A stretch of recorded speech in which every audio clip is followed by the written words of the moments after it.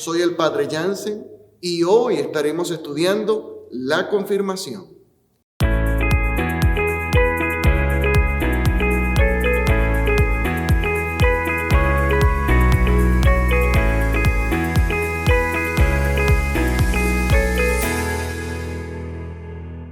Hay una interesante historia relatada en el libro de Hechos, capítulo 8, donde se menciona la visita de un personaje que haría estremecer la ciudad de Samaria.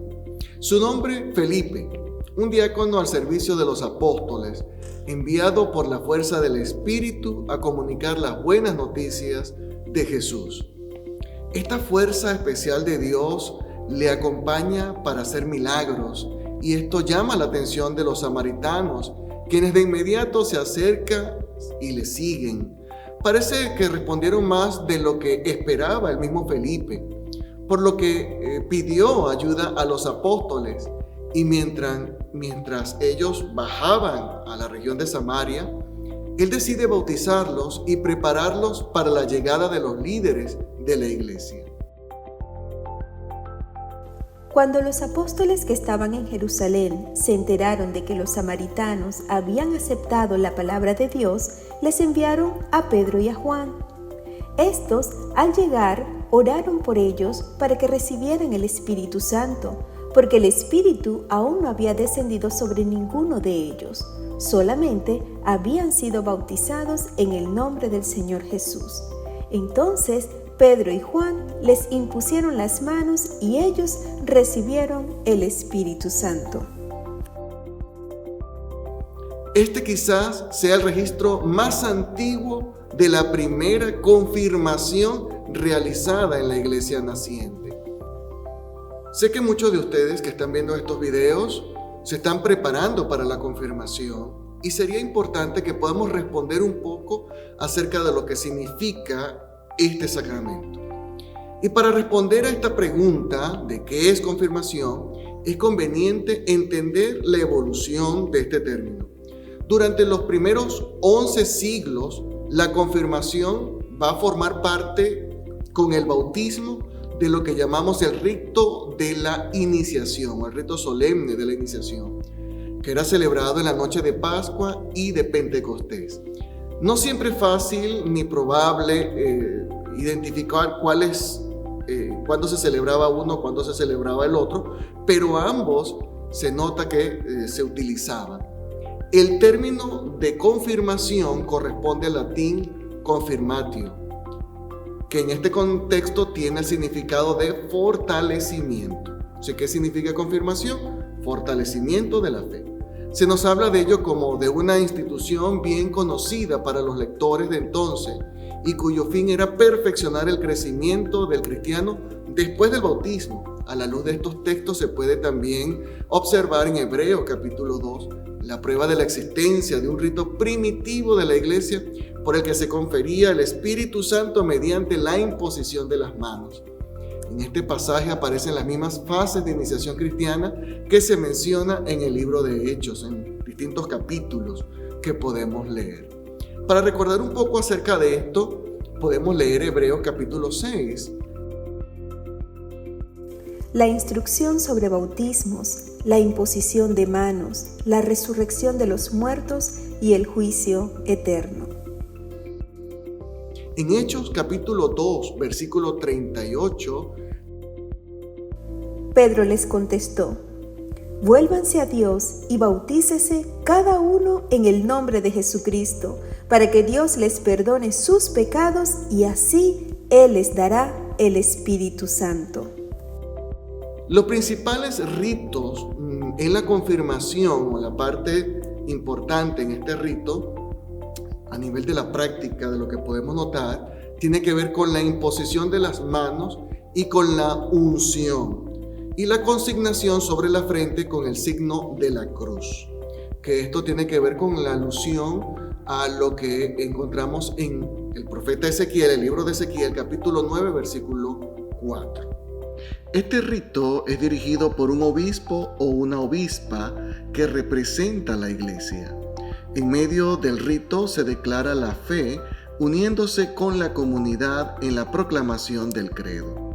El núcleo de este rito está en la imposición de las manos por parte del obispo o la obispa de turno, para reafirmar la fe del candidato o la candidata y con la esperanza de que descienda el Espíritu Santo, promesa de Jesucristo sobre sus discípulos y discípulas. Me gustaría guiarte brevemente por las partes de este rito para que podamos tener un pequeño panorama de lo que va a suceder. El rito inicia con la misma forma que el rito del Santo Bautismo, donde se usan preguntas que tienen que ver con si renunciamos al mal y, sobre todo, algo importante, la aceptación de Cristo como Señor y Salvador. Luego le sigue la proclamación del pacto bautismal, las preguntas sobre el credo de la triunidad de Dios. Hay que ratificar esta fe en Dios Padre, en Dios Hijo y en Dios Espíritu Santo. Luego siguen las preguntas de los 5 compromisos que debemos tener los discípulos o los bautizados de Jesucristo. A partir de este punto es el momento de las plegarias por los candidatos, con una hermosa letanía en compañía de la iglesia que intercederá por la vida de los candidatos, hombres y mujeres que buscan un fortalecimiento de su fe. Es posible que el obispo o la obispa de turno desee consagrar el crisma con el aceite que será usado para ser derramado en la frente de los candidatos y las candidatas a recibir el sacramento de la confirmación. Escucharemos del obispo o la obispa de turno decir la siguiente declaración o una similar. Fortalece, oh Señor, a tu siervo o sierva con tu Espíritu Santo. Dale poder para servirte y susténtale todos los días de su vida. Amén. El aceite, símbolo de la unción del Espíritu Santo, será colocado en la frente en forma de cruz y el obispo dirá unas palabras sobre el candidato. Una vez concluidas todas estas partes del rito, el obispo, en frente de la asamblea, presentará a los nuevos confirmados y a los nuevos recibidos en la comunión de la iglesia. La iglesia se viste de fiesta y celebra el crecimiento espiritual de sus hijos. La promesa del bautismo en el Espíritu Santo o del Espíritu Santo, algunos han visto en el sacramento de la confirmación un acto para pedir por el fortalecimiento del discípulo de Cristo, quien desea una mayor profundidad en su vida de fe. Jesús de Nazaret prometió a sus discípulos la llenura del Espíritu Santo. Si ustedes me aman, obedecerán mis mandamientos, y yo le pediré al Padre que les mande otro defensor, el Espíritu de la verdad, para que esté siempre con ustedes.